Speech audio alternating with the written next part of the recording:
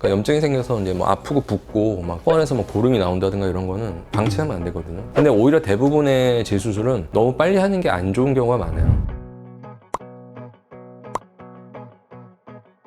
여러 번 수술하면서 상처 부위가 깨끗하게 아물지 않으면 벌어져 있다든가 피부 조직이 일부 좀 녹는다든가 뭐 그게 염증이 동반되는 경우도 많은데, 근데 이제 그런 거는 말씀하신 것처럼 좀 빨리 해결을 하는 조치가 필요할 수 있고, 근데 오히려 대부분의 재수술은 너무 빨리 하는 게 안 좋은 경우가 많아요. 그러니까 수술한 지 얼마 안 됐는데 이걸 서둘러서 뭐 또다시 개선하려고 하는 것보다는 시간을 오히려 좀 충분히 기다렸다 하는 게 좋거든요. 오히려 이제 그렇게 해야 이제 괴사가 생긴다든가 이런 거를 더 예방할 수 있지, 빨리 조치를 취한다고 해서 막 그 괴사가 막 되게 좋아진다 이렇게 볼 수는 없는 거니까. 그러니까 빨리 해서 좋은 것들이 있는데, 그러니까 염증이 생겨서 이제 뭐 아프고 붓고 막 코 안에서 뭐 고름이 나온다든가 이런 거는 방치하면 안 되거든요. 그런 걸 제외했을 때는 오히려 빨리 하는 게 안 좋다는 거죠. 그래서 대부분의 병원들이 아마 뭐 동일한 부분을 수술을 또 하려고 할 때 뭐 몇 개월 사이에 빨리 하라고 추천하진 않고요. 이렇게 기다렸다 하는 걸 보통 추천을 많이 하죠. 여기저기 돌아다니다 보면 네. 해주는 데 있거든요. 네, 좀 리스크가 큰 거죠, 사실. 근데 이제 뭐 의사분이 좀 충분한 수술의 경력이 좀 있는 분인데 기다려보면 좀 좋을 것 같다라고 판단되는 부분은 환자분도 좀 같이 기다리면 좋아지는 경우 있는데, 되게 조급하게 생각할 가능성은 커요. 그러면 이제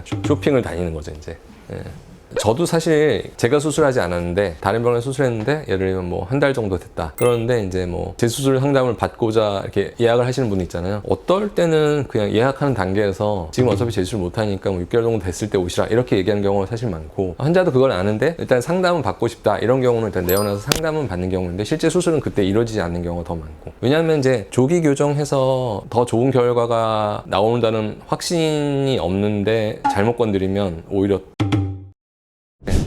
부작용보다는 사실 모양에 대한 불만족이라고 생각해요. 그러니까 실제로 이제 재수술을 하려고 온 분들을 상담하다 보면 별 문제 없는데 뭐 나쁘지 않은데 이런 생각 들 때도 많거든요. 근데 이제 그 환자분이 딱 요구하는 상황이 정확하게 뭔가 이런 모양에서 저런 모양으로 좀 바뀌었으면 좋겠다 이런 게 있을 수 있거든요. 약간 호불호가 있는 거죠. 현재 모양이 나쁘진 않아. 근데 내가 이제 원하는 모양은 지금 A라는 모양이 아니라 B라는 모양을 원해. 그러면 이제 그것 때문에 할 수 있잖아요. 그게 사실 제일 많은 이유가 되죠. 두 번째는 이제 뭐 부작용과 연관된 거. 쌍꺼풀 같은 경우는 비대칭이 심하다든가 흉터가 상당히 좀 좋지가 않다든가, 아니면 이제 효과는 있었는데 작다, 더 큰 효과를 원한다, 뭐 이런 경우 되게 많거든요. 그런 상담을 많이 하죠. 수술 직후에 어쨌든 이제 결과가 예상대로 흘러가지 않는다고 생각하는 환자분들이 많이 있어요. 그게 뭐 붓기 뭐 이런 게 특히 많이 영향을 미치잖아요. 그래서 뭐 너무 코가 너무 높다든가 쌍꺼풀이 너무 두껍다든가 뭐 이렇게 보여지는 부분에 대해서 시간이 지나서 붓기 빠지면 괜찮아질까 이런 거 고민 많이 하시는데, 실제로 이제 그 경험해 보면 시간이 흐르면서 되게 자연스럽게 변하는 경우가 많거든요. 그래서 의사분이 봤을 때 괜찮다라고 이제 판단을 해준 부분이라면 그냥 믿고 기다리시는 게 가장 좋죠.